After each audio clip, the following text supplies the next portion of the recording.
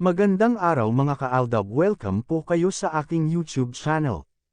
My Chard Reaction Vlog. For today's video ang ating pag-uusapan patungkol kina Maine at Alden. Pinanood ko ang interview ni Tony Gonzaga kay Alden kung saan pinag-usapan nila ang mga kung paano nagsimula ang showbiz career ni Alden at pati yung pagsali nito sa Pinoy Big Brother at pagsali din nito sa Starstruck, pati din ang pagsimula nag-Aldab. Isa rin yan sa pinag-usapan nila ni Tony at Alden. Lahat na sinabi ni Alden sa nasabing interview ay totoo.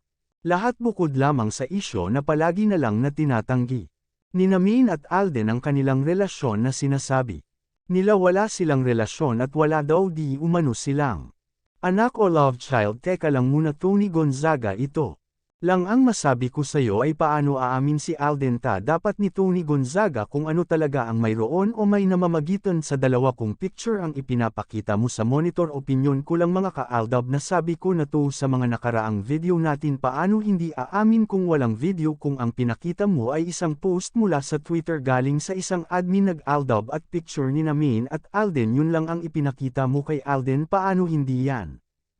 Hindi talaga aamin talaga kung itong video ang ipinakita mo kay Alden, itong video kung saan sinigaw mismo sa event nag-Aldab noon na magiging lolo na si Daddy Bay, at marami kaming video na nagpapatunay na sina Maine at Alden ay may relasyon at may anak, isa nga roon.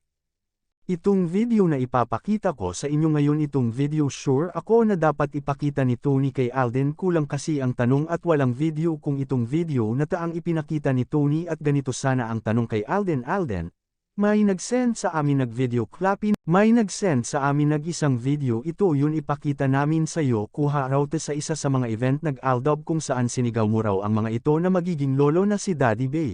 Alden, may katotohanan ba? Tara, panoorin mo ito. Maging lolo na yan! Maging lolo na yan! Maging lolo na yan! Natin sa Sa mga buhay. pamangkin ko pala. Correct. Pati sa mga anak ko, happy.